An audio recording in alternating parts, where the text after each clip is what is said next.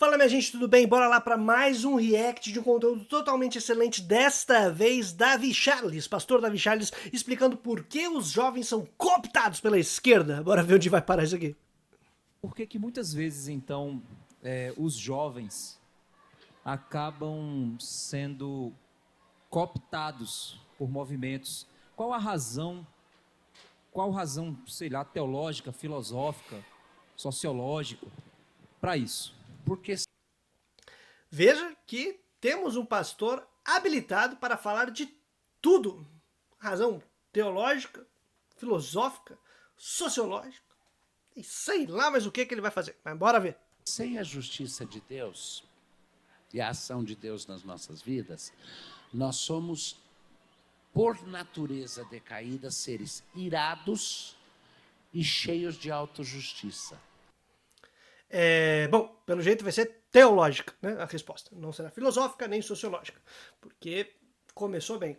De todo jeito, parece que pelo motivo de nós sermos depravados e decaídos, já que passamos muitas vezes por essa justificativa para todos os problemas do mundo, somos seres irados e cheios de autojustiça, seja lá o que isso signifique, né? De todo jeito, o que me deixa irado não é bem minha natureza, coisas como as besteiras que vocês falam, e mais do que isso, a necessidade de ter que me vender diariamente para conseguir minimamente condições de reprodução da vida e estar preparando minha filha para fazer a mesma coisa. Isso me deixa muito irado. E não é bem autojustiça, se não garantir justiça para geral. Mas estamos aí, porque sempre é uma visão individualista, né? Meio estranho.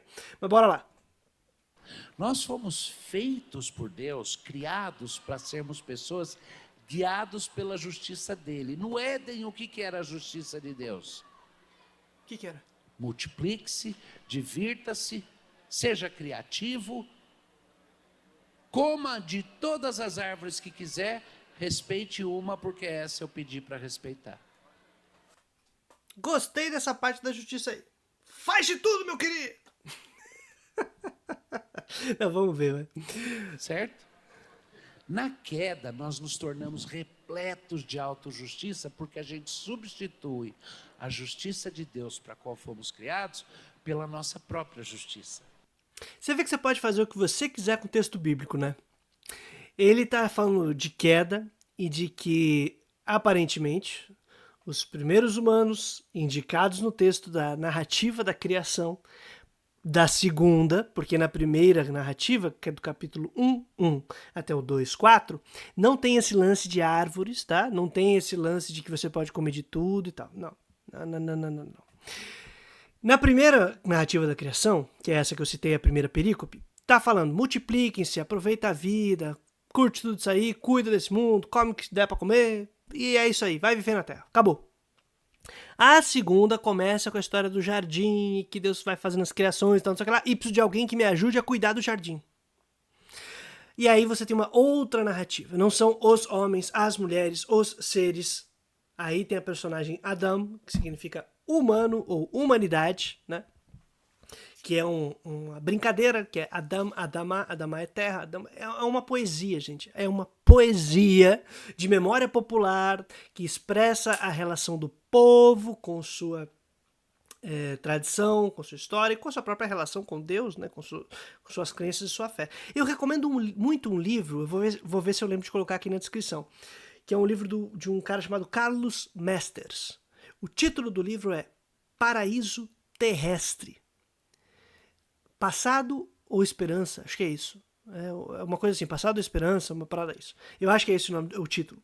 É um livro de um padre muito bom, viu? Muito bom o conteúdo dele. Ele é um dos fundadores da chamada leitura popular da Bíblia. E nesse livro ele faz uma apresentação, uma discussão desses textos da criação que são maravilhosos, tá?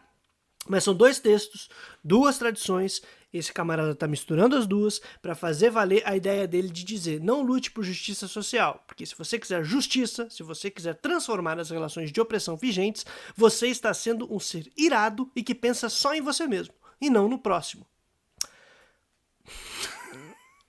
A contradição patente nessa fala, eu não preciso nem dizer. Mas como ele usa o texto da maneira que ele quiser, sem exegese, sem hermenêutica, só reproduzindo cacareco de ideia de queda, essas coisas tudo, que Teve suas funções, tem suas funções teológicas, doutrinárias para certos grupos e tudo mais, mas seus efeitos e seu uso podem ser catastróficos do ponto de vista de garantia da vida das pessoas, da reprodução da vida humana e, mais importante, da própria adequação à conduta e testemunho de Jesus, caso você seja crente, assim como eu.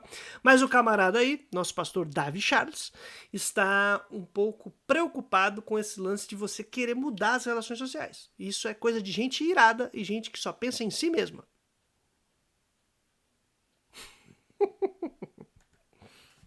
Então nós criamos na nossa vida teologias iradas. O que é a primeira coisa que Caim falou? Tipo aquela que diz assim, você pecador, vai pro inferno e vai morrer. Esse você fala sem ira nenhuma, você fala tranquilo, né? Em paz. Ai, pai amado. Abraço, Jonathan Edwards, canalha. Quando Deus perguntou para ele, cadê teu irmão? Sou eu, por acaso, guarda do meu irmão? Autojustiça dele. É verdade. Não! Ó, vamos lá. Essa história de Caim é muito boa, tá? Eu vou aproveitar. Eu recomendo que você pegue sua Bíblia na sua casa, caso você tenha, você seja crente. Caso você não seja crente, você pode ler por curiosidade, mete um Google aí. No capítulo 4 de Gênesis, quando começa a história de Caim, 3 ou 4? Agora eu tô confuso. Mas tudo bem, tá por ali. Como eu elimino os capítulos e versículos da minha leitura, e isso me atrapalha um pouco para achar os textos. Mas vamos lá. Na história de Caim, o pessoal fala de Caim e Abel, mas a história de Caim, ele é o personagem principal da história. Acontece uma coisa muito curiosa. Caim vai fazer sua oferta, Abel vai fazer sua oferta, Deus se agrada de Abel, não se agrada de Caim, e aí Caim fica irado, fica fulo da vida, se transtorna o rosto, fica odioso. E aí o Senhor fala, por que você está por que transtornou o teu rosto? Por que você está com tanto ódio? Por que você está assim? Se você mudar a sua maneira de viver, mudar a sua conduta, se você fizer outra coisa que não o que você faz, não vai ser melhor? Você vai conseguir viver? Cuidado, hein? O pecado bate a porta e você tem que estar atento. Porque se você abrir, já era. E o lance é o seguinte, é a primeira vez no texto bíblico que aparece a palavra pecado. Não! Você pode ler quantas vezes você quiser o capítulo 2, capítulo 3, aquela história da árvore, né, do bem e do mal, que lá não tem pecado, querido. Não tem. Não fala que o homem pecou ali. A primeira vez que vai aparecer é na história de Caim, quando ele deseja matar o seu irmão, eliminar o seu irmão. E aí veja bem, quem é que tem o hábito de eliminar as pessoas de sua comunidade de fé caso elas tenham uma conduta diferente da sua, por exemplo, de posição política, ideológica, de crítica à ordem social? Ou se você tem afetos, amor, carinho, desejo de viver com alguém de maneira diferente, sua sexualidade diferente do padrão estabelecido, a quem que vai ser expulso e quem não vai? Quem que quer matar os camaradas e quem não quer? Quem que botou gente em fogueira durante séculos? Pois é, meus lindos, vocês repetem o padrão de Caim. E eu vou contar uma parte interessante dessa história, que é a seguinte. A história começa assim. É uma história muito interessante. Adão e Eva tiveram filhos, né? Adão e Eva tiveram os filhos e tal. E Eva teve Caim. E deu o nome de Caim porque, pela força de Deus, pela graça de Deus, já não lembro como é que era, graças a Deus eu tive um filho homem. Depois teve Abel. Caim cuidava do campo e tal, não sei o que lá. E Abel das ovelhas. Caim, Abel, ele é um anexo da história e a personagem principal é Caim. Ele é o primogênito, ele é o que recebe o nome de carinho pela mãe, então não sei o que lá. O nome Abel significa vaidade, vazio, vento, vapor, uma coisa tipo assim, fútil, não deveria nem estar aí. Então, o importante da história é Caim, a quem a mãe agradece por ter nascido. Só que quando Deus se agrada daquele que não tem importância, adivinha o que Caim faz? Fica puto da vida e quer eliminá-lo. Imagina se a gente tivesse uma religiosidade, uma espiritualidade que começa a olhar para aqueles que são excluídos, que não são considerados filhos de Deus, que aqueles que não são considerados adequados para estar na vida da comunidade, né? Aí o que acontece da ponto de vista da igreja conservadora, tradicional, fechada? ela age como Caim e quer matar essa galera, perseguir essa galera, até entrega pra ditadura, né? Nos anos 60, o que aconteceu? Hã? Quem que dava nome pra galera, passava nome pro DOPS pra eliminar pastor, eliminar fiel? Pois é, minha gente. Então vamos lá. Vamos conversar sério sobre essas histórias pra não ficar nesse esse guerre desse maluco que está falando groselha pra fazer valer o seu ponto. Cheio de ar burguês e arrogante pra dizer, olha, quem quer lutar por justiça, quem quer transformar a realidade do mundo, é irado, só pensa em si mesmo. Oh, vamos olhar no espelho aí, querido? Olha todo dia, tá se achando Narciso, última flor na terra aí, tá achando o cara. Se ajeita, mano. Acorda, pô. Complicado esse negócio aí. Então, a gente tem uma tendência muito forte na queda para essa autojustiça e para sermos pessoas que nessa autojustiça nos tornamos irados e amargurados. Então, o que acontece? Que deixa a gente bravo é esse cinismo, tá? Porque ele vem para legitimar a ordem que explora a nossa vida. E se você é chicoteado, explorado, aproveitado, abusado e tudo mais durante a vida, se você é excluído, marginalizado, sabe o que você cria? Ódio, tá? O ódio não é por querer autojustiça. O ódio é porque a gente tá se lascando, porque nossos vizinhos estão se lascando, porque os nossos irmãos, nossas irmãs estão se lascando, porque as nossas filhas estão se lascando. Isso não é autojustiça, é preocupação com a vida do próximo, da pessoa que não está incluída nas dinâmicas produtivas e sociais, que não está incluída nos direitos necessários para sua reprodução de vida, que não está incluída na participação efetiva sobre as decisões políticas desse país, que quem decide é rico e classe média, que faz a costa larga pro rico fazer o que quiser. Então, é isso, meu irmão. Não tem essa de, é porque vocês querem, vocês são irados, vocês estão bravos porque vocês são caídos. Se liga, meu querido. Acorda aí. Nossa, isso me deixa irado mesmo. E vai ser curioso, né? Porque a gente vai falando, vai se empolgando. O cara fala, viu, ó, esse aí, ó, o Bruno é um caído. O Bruno quer autojustiça. Ele quer pra ele. Ele tá ali, ó, irado e querendo autojustiça. É um esquerdista de verdade. Pecador. Qualquer teologia irada que provoque a ira, e lembra que Tiago fala, a ira dos homens não provoca a justiça de Deus. Ora, exatamente. E aí, quem é o grupo que foi em porta de hospital para impedir que uma criança que tinha sofrido uma violência não pudesse realizar um procedimento de saúde necessário, que era abortar? Quem que foi lá fazer piquete desgraçando a vida de uma criança? Irado. Quem que é o irado que se vê alguém com uma bandeira de um arco-íris para defender a vida de pessoas que são tornadas indignas e quer quebrar tudo? Quem são os irados que vão eliminando as pessoas? Eu acho que o senhor está confundindo um pouco quem que é irado e quem produz teologia irada, tá? Só que assim, o passivo-agressivo, que é esse arzinho que o senhor faz, ele é tão canalha quanto quem é explícito e fala o que realmente pensa. Queria que o senhor falasse o que o senhor realmente pensa de maneira mais extravasante. Mas não, aí até se contém como se estivesse falando de uma coisa super... eu que sou sensato e tranquilo aqui, esse pessoal que fica querendo transformar o mundo, tudo irado, doido. Somos mesmos, mas não somos pecadores nesse processo. Quem está pecando é o senhor. a mesma Bíblia que diz irai-vos e não pequeis, diz a ira dos homens não produz a justiça de Deus. Lê direito. Irai-vos e não pequeis. Estou irado e consciente de que nesse momento não estou pecando. Já duvido um pouquinho da prática que o senhor está exercendo. Certo? Então você pega as ideologias sociais, especialmente marxismo, socialismo, essencialmente são teologias iradas que dizem que pelo esforço do homem é necessário reequilibrar as balanças cósmicas, O que é balança cósmica, mano? Tá doido? Mas tudo bem, tá na mesma linha da galera que fala da cosmovisão e esses bagulho.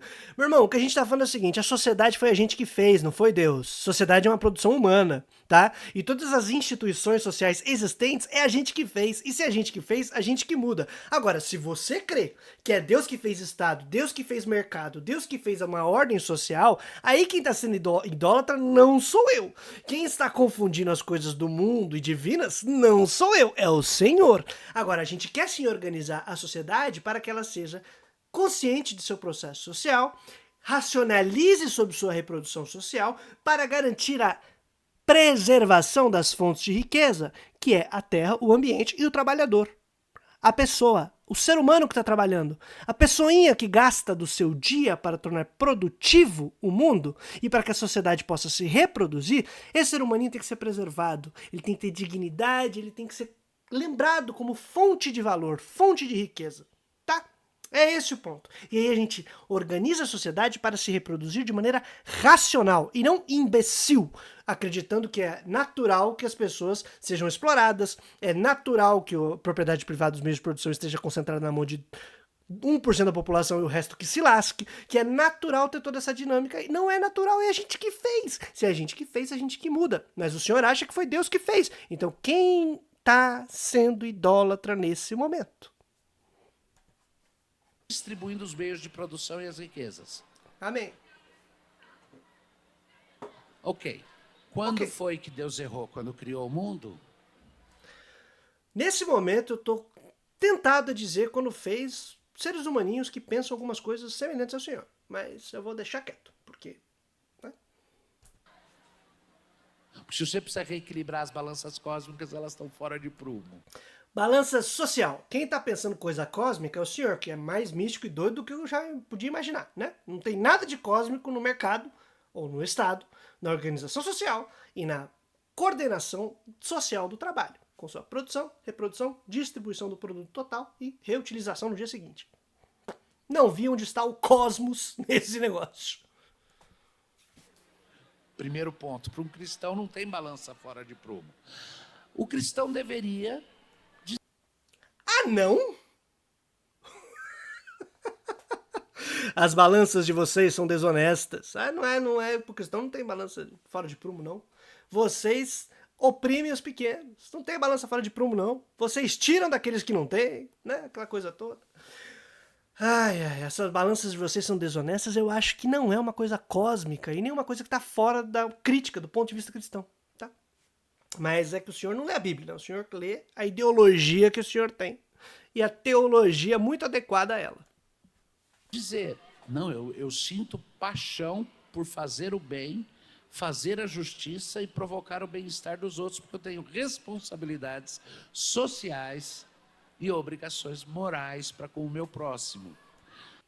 Que lindo! Falta converter os capitalistas. Mas é muito mais cômodo se encher de ira. Não é cômodo, Por quê? não. Porque alimenta a justiça própria e me faz sentir mais especial que os outros. Não, querida, é exatamente pelo fato de que nós não temos qualquer valor para a reprodução social que a gente fica irado, porque a gente não é especial, ao contrário. E não é mais fácil ficar irado não, dá um problema danado, ninguém quer te contratar para emprego, eu vou começar a chorar. Ninguém quer trabalhar com você direito, né, porque você traz muito problema para a empresa, porque você fica criticando as coisas, não aceita coisa de qualquer jeito, não aceita exploração do trabalho do seu vizinho, nem a sua própria, não aceita distrato com o trabalhador, dá trabalho isso aí. Não é legal, né? Nem o pessoal da igreja gosta muito, porque a gente fala, olha, tem que democratizar as coisas aqui, que tá tudo concentrado na mão do pastor. Não, vai embora daqui. Então, não é que a gente se sente mais especial, é que a necessidade de transformar a realidade cria conflitos, porque você vai entrar em confrontação com a ordem vigente estabelecida de poder. E aí você vai ter um conflito. E aí você é lembrado todos os dias de que você não serve pra nada e não tem qualquer posição de poder. Então isso te cansa, te oprime, te faz sofrer, você fica irado. A ira, se você não consegue espaços para colocar para fora, para coordenar, para ativar, só vai te fazer mais mal ainda psiquicamente. Falo por como é que fala? Experiência própria, cara. Faz mal mesmo. A gente sofre muito. Gastrite desde os 20 anos de idade. E essa coisa toda, pela incapacidade ou impossibilidade de sozinho fazer as coisas. Então nós precisamos coordenar socialmente, pensar no outro, planejar a parada toda junta, mas é mais fácil a gente sentar num gabinete, no teu caso pastoral, e ficar lá observando o mundo, fingindo que tá tudo bem, tendo sentido no seu próprio trabalho, e os outros que se lasquem, né? Então, eu tenho a leve impressão de que a posição do senhor é bastante egoísta em relação ao que está acontecendo na realidade, com o seu vizinho, com a sua vizinha. Quer dizer, não deve ser vizinho, vizinha, deve morar bem longe do senhor, né? Então, por isso que o senhor não vê. Quer ver? Você não é um cristão legítimo, porque eu, com minha preocupação por justiça social, no meu púlpito, não fico falando de vidinha espiritual, eu prego sobre alimentar o pobre, mudar as condições de opressão da mulher, sobre isso, Amém. e você não. Notou que até nessa pantomima tem um viés de autojustiça. É que o senhor tá um pouquinho recalcado, hein? Alguém deu uma pisadinha no seu pé. Não é autojustiça, cara. É a gente chamar e lembrar o que nós devemos fazer, né? Qual é a mensagem, qual é a conduta, qual é o testemunho que a gente segue. Aí quando alguém chama a atenção, né? Aí o camaradinha que tá lá no bem bom, só falando amenidades, fala, quem é você pra ficar falando aquilo que a gente deve fazer? Vai pro teu canto!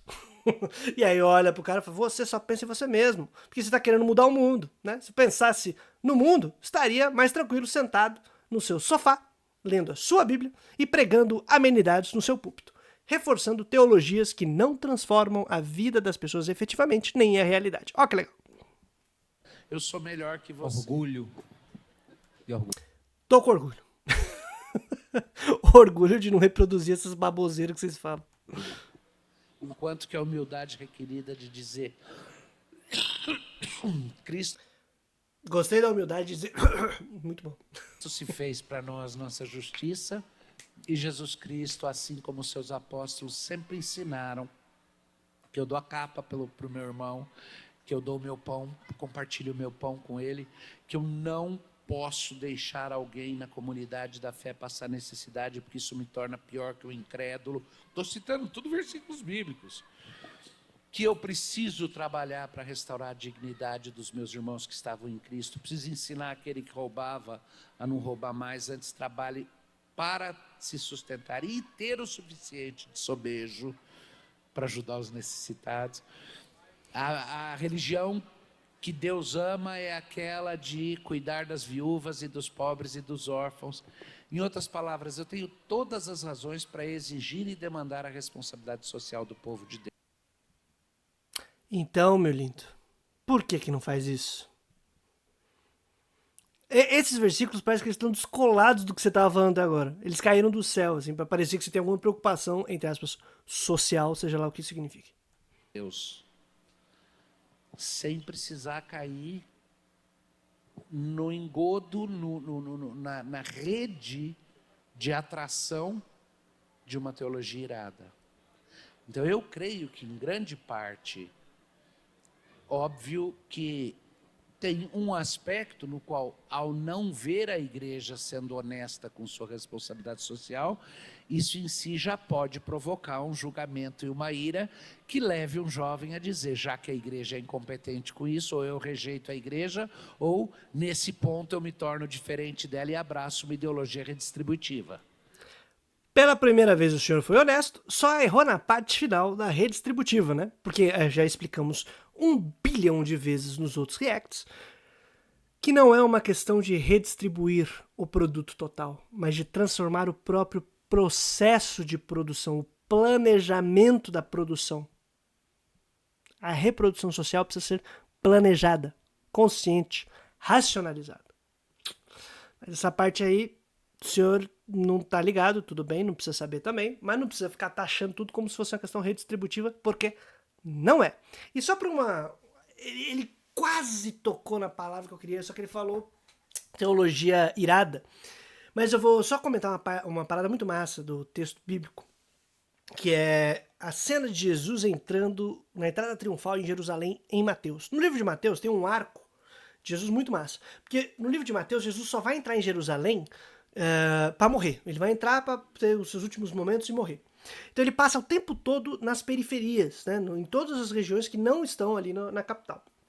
Então, no arco do livro de Mateus, Jesus vai passeando, vai passando pela Samaria, pelo deserto, não sei aonde, e não chega em Jerusalém, onde está o templo. Ele não vai lá.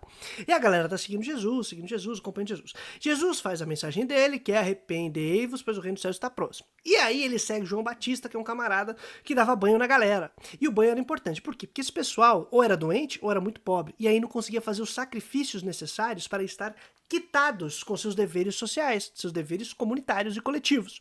Porque as leis não eram leis religiosas e não políticas. É as duas coisas juntas. Então, para você fazer parte do povo, para você ser considerado incluído dentro da sua comunidade, você tinha que estar em kit, né? Sem dívidas com a lei. Só que todo mundo quebrava as leis. Porque é impossível seguir aquele negócio capa a capa, ponta a ponta. Então sempre tem um sacrifício anual, um sacrifício regular, que é pra você ir lá e pedir perdão, pô, foi mal pelos crimes cometidos aí, mesmo que involuntariamente. E a galera fazia isso. Só que se você é muito pobre e ainda tá numa situação em que é super explorado no trabalho, imposto até umas horas, perdendo terra, ficando sem condição de subsistência, você não tem como ir fazer os sacrifícios. Então, nos tempos de Jesus, meio que ser pobre era tá fora das relações sociais, tá excluído da dinâmica social e comunitária e coletiva. Você era um criminoso, um fora da lei. Você está fora da lei. E aí o pessoal não podia fazer o sacrifício. Quando aparece João Batista dando banho e falando teus crimes, teus pecados, aquilo que você estava fazendo está perdoado, todo mundo achou maravilhoso. Topou, tomou o banho e falou, agora eu tô incluído. E começa a criar uma comunidade alternativa, uma inclusão popular distinta. E enfrentando o templo e as relações existentes, tá? O que Jesus faz? Nem banho precisa. Ele só chega e fala, tá perdoado, meu querido. Tá perdoada, minha querida. Segue tua vida. E aí, em seu arco final, a galera tá seguindo ele, fica sabendo que Jesus tá chegando em Jerusalém. Ele entra em Jerusalém com a galera falando, Hosana nas alturas, não sei o que lá, salve Jesus, que era uma parada meio ave César, e replica como a chegada do imperador em Roma, depois de vencer uma batalha. E ele faz isso entrando em Jerusalém como se fosse o imperador dos pobres, o rei dos pobres. E aí a galera fica louvando ele, exaltando ele, comemorando o negócio, e aí o texto diz assim, em Jerusalém, quem morava na capital, quem morava na cidade, fala, quem que é esse aí? Porque nunca tinha ouvido falar no humano. Ele era o cara da periferia, de fora. E quando ele chega e vê a galera entrando, o pessoal se assusta e vê os pobres, toda a galera chegando, entrando junto, os doentes, os excluídos, entrando na rua e seguindo Jesus. E aí Jesus vai direto pro templo. Entra no templo e sai virando as mesas dos cambistas, dos caras que estão lá. Sai virando as mesas da galera que vendia os sacrifícios que o pessoal poderia adquirir, comprar ali para poder fazer o rito, né, de perdão dos pecados. Podia comprar uma pomba ou qualquer coisa lá, fazia o rito e tudo certo. Maluco, ele chega derrubando tudo. E aí quando eu era criança eu ficava pensando, mas por que os caras, se eles são bandidos, são malandros, são os caras não sei o que lá, não foram pra cima de Jesus? Aí quando eu li esse texto mais velho, limpando a cabeça, você percebe que Jesus entra no templo, a multidão que estava com ele entra junto, que não tinha entrado até então. O povo entrou no templo, estava excluído porque era pobre e doente. Entrou, chega, sai virando as mesas, e aí os cambistas tipo, caraca, mano, os caras derrubando tudo, quebrando tudo, Jesus quebrando tudo, e se eu fosse cambista na época, eu tô com a minha mesinha, eu mesmo virava a minha mesinha e falava, e aí sai derrubando tudo, quebrando tudo, aquela coisa toda. Os sacerdotes ficam fulo da vida, os vendedores ficam fulo da vida, a cidade tá assustada e o pessoal não sabe quem é Jesus, tá um caos. Você vai chamar essa cena de ira, meu lindo pastor? Meu amor, não é tão fácil assim não. Vamos ouvir sua frase final pra gente finalizar essa excelente reação ao conteúdo terrível. O problema é que toda ideologia redistributiva é também uma ideologia revolucionária por natureza e é também uma ideologia casada com essa ideia de equilibrar as balanças cósmicas. E voltamos para as balanças cósmicas. Não, mesmo quem é redistributivista, reformista, galera que só quer dar dignidade em qualquer coisa pro pessoal que tá sem nada, mesmo esta galera, meu querido, não quer balancear a coisa cósmica, não quer equilibrar a coisa, quer equilibrar as relações sociais existentes, tá? É a gente que faz, é a gente que decide. Mas pro senhor não é a gente, né? Deus fez o Estado, Deus fez o mercado, Deus fez as dinâmicas sociais existentes hoje, e aqueles que são donos do meio de produção e exploram os trabalhadores estão aí a serviço de Deus, abençoados por Deus, realizando a exploração dos demais. Parabéns, senhor. Eu acho que o senhor está um pouquinho equivocado e um tanto quanto idólatra em sua posição. Mas tamo junto, minha gente. Trazendo a boa nova todo dia útil, ajuda a gente aqui no Apoia-se e se puder dar uma olhadinha nos cursos, ver se você acha massa, tudo bem? Estamos precisando de uma força para poder continuar produzindo esse tipo de conteúdo crítico e enfrentando as baboseiras que a gente ouve por aí. Um grande abraço, até menos. Valeu!